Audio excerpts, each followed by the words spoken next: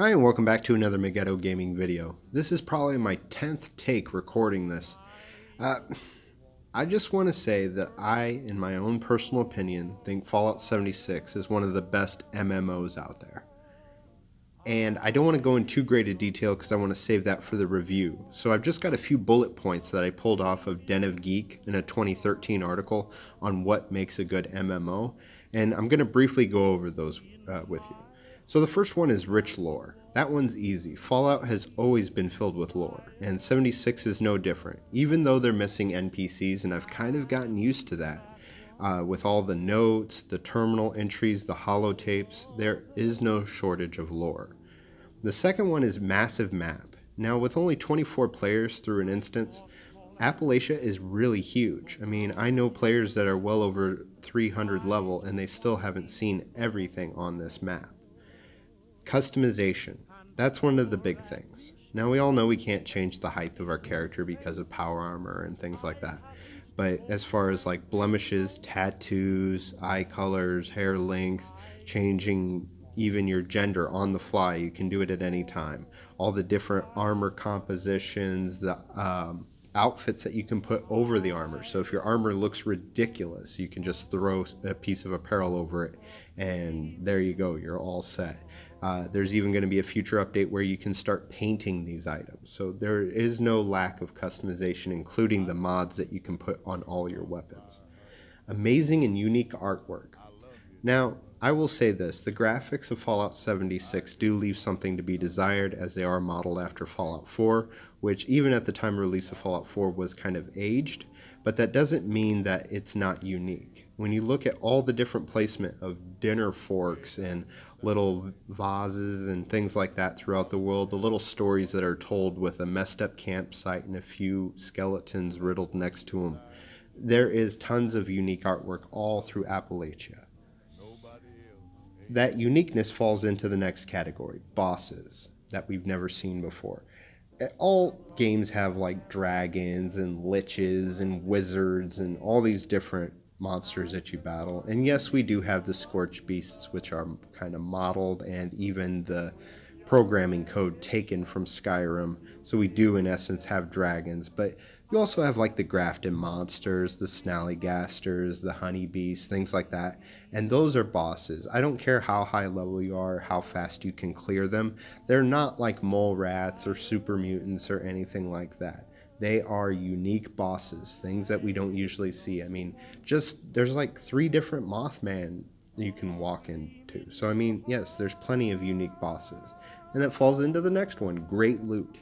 And I want to put great loot with the other category of crafting together in one, because the crafting system in this game is by far one of the best ones out there. I used to think out of all the MMOs I played that Warframe was the best, but they also have time gating. It takes 24 hours to 3 days to craft this item. Fallout doesn't have that. If you want to modify a weapon, you do it on the spot. You want to create a bunch of ammo, you do it right then and there. There is no time gating on it. There's also no class gating. If you want to make med packs but you're a sniper, you can do it. If you're a brawler, you can still make ammo. It doesn't matter. As long as you have the skills within that, I'll call it a skill tree, you can craft whatever you want.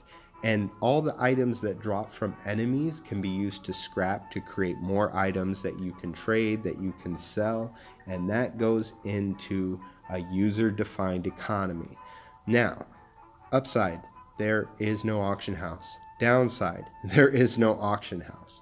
So I have mixed emotions about this, because I like what they were going for. You know, you're traveling Appalachia, you're finding all these items, you're crafting them, and you run into someone and you trade wares with them. You can barter and trade, or you can use caps as a currency.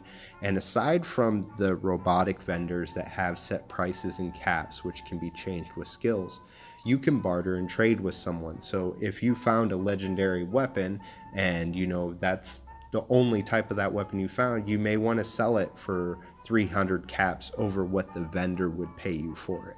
And you get to choose that. You get to make whatever you want, sell whatever you want. And, you know, a lot of games like Neverwinter that I play, you know, it's character bound or it's account bound or something ridiculous like that. No, this is a free and open market. Next thing, action-based gameplay. I will say that I love the older Final Fantasy games with turn-based, but anymore you have to have action in a game, whether it's Anthem, Warframe, or Fallout 76.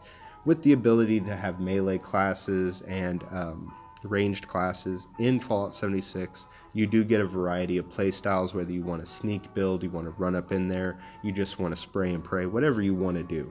You don't have to just sit there, wait your turn, you don't have spells or abilities, you have to click and wait for a cooldown. The closest thing is if you run out of action points and you can't do a power swing or use VATS. Next category, in-game events. Now, we have been able to go through at least Christmas, and we got some in-game items, but no holiday-specific events. But it doesn't mean that there's a shortage of events. There are plenty of events around Appalachia, and some of them, could be daily, they could be random, they could be hourly, whatever they are, and they all, once again, have that great loot, they have that uniqueness. The loot is randomized, but it's all useful. In some games you'd end up getting items that you really can't do anything with. You can't even trade them or sell them, you're too low of a level. But who couldn't use some stim packs or purified water if that's the low roll on what you get? And then the chance to get rare items and outfits from these events. That's what's really great about it. Now, this next one is a hard one, PvP balance. Now, this is an open world execution on PvE and a PvP environment where the solo players of previous Fallouts can still play the game. Griefing is still a bit of a problem, but I think with some more updates, we're really going to get there. A lot of people didn't like the TSE nerf, but I think that's the right direction in helping us have this great balance of PvE and PvP. They're also going to be doing separate PvP servers, which we then may also see separate PvE servers, so we can just play co-op PvE, share our builds, things like that. Now, buy once. This is by far my favorite thing. Now, I love Neverwinter. It's free to play, but it's riddled with microtransactions. It's pay to rush. You have World of Warcraft where you pay for the game, then you pay a monthly or yearly fee. This one is buy once. You pay your money, you get to play it all you want. And a lot of people complain that it's a waste of money, even if they were burned by this game. Whether it's through the collector's edition or dealing with the unstable servers, whatever it is. But how many hours of gameplay did you get for whatever you paid, $60, $70? Versus, like a game like maybe Uncharted or Tomb Raider where you get to play for like maybe 9 hours and then it's done. As long as you feel you've got your money's worth and you enjoyed what you did in the game, then it wasn't a waste of money. But you're also not having to pay a monthly fee for this one, and that's why I really like it. Next one, the leveling system. The leveling system, I don't know, it's weird. So the leveling system is almost kind of based on the map in which you play. Like there's certain level monsters depending on where you go. There's also different drops for the items that you get. But sometimes then again, it doesn't matter. Some events, I may only get a level 45 max weapon.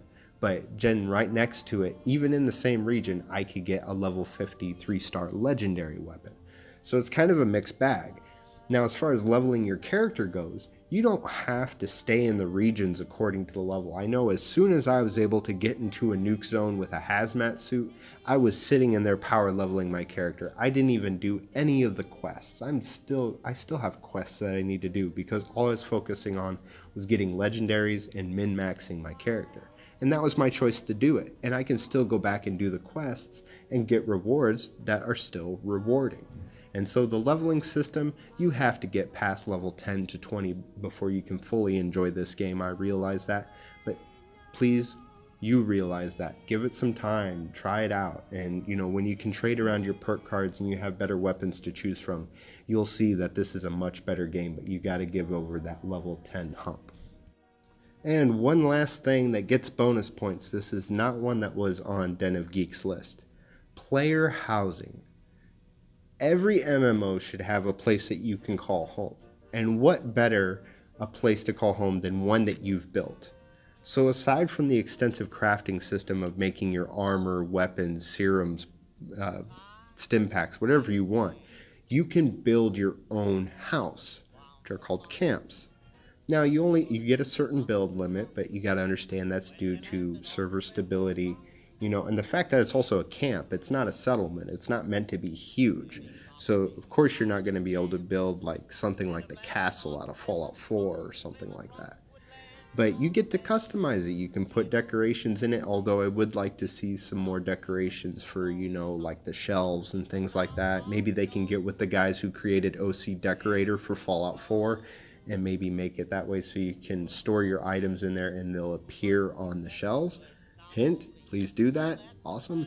But yeah, you get full customization. You can pick it up, replace it, do whatever you need to do. If you just want to have a stack of like 5 turrets to put outside, where you're going to encounter a lot of mobs, do it. If you want to build a nice garage to store all your workbenches and everything, go ahead and do it. If you don't want to use a camp for really anything than a stash box, you can do that and then just worry about finding the crafting stations within the world of Appalachia and just store your items. You could just have a box. That's all you want. But I wanted to give that bonus because player housing is something, that I think everyone needs to kind of, make it their own. And Fallout lets you do that. And so I think it checks all these boxes. Yes, there's been a lot of bad publicity. The beta was executed poorly. The patches and hotfixes are not working properly. But this game is also not even a year old yet. And like I said, I've been playing it not since release, but since mid-December. I still have a lot of places I need to see. I still haven't unlocked everything in my camp. I haven't unlocked all the mods. I haven't tried everything within the game. So before you decide to throw rocks at this game and say that it's useless or that it's a dead game or anything like that, I'm still online. I'm still finding people to play with. I'm still on Facebook and Discord. There's tons of people still trading. This game's not dead. I think it's just getting a really bad reputation. It's kind of like, saying that the kid is awful when really it was the parents who raised it. So be mad at Bethesda, but don't be mad at the game. If you haven't tried it yet, go out and give it a shot. If you want to know more details about what I've talked about, I'm going to be doing extensive videos on each part, on character creation, on special cards, camp. Everything is going to be segmented because there's so much to cover and I want to make sure I put it in enough detail with some tips and tricks that you're going to like. So if you want to see those, go ahead, subscribe, hit the notification bell so you can be told when I'm going to have new videos. And, like and share this video because I really want people to know that this is a really great game. And, with all the toxicity and the bad publicity, I think it's really hard to get that message across. And, y'all can help with that. But I want to thank you for watching. And if you're already playing Fallout 76 or you plan on getting it, I might see you out there. All right, here's that 10 seconds you get to stop that automatic play button. Or you could click one of the 2 videos on here, or like, share, and subscribe. Thank you for watching.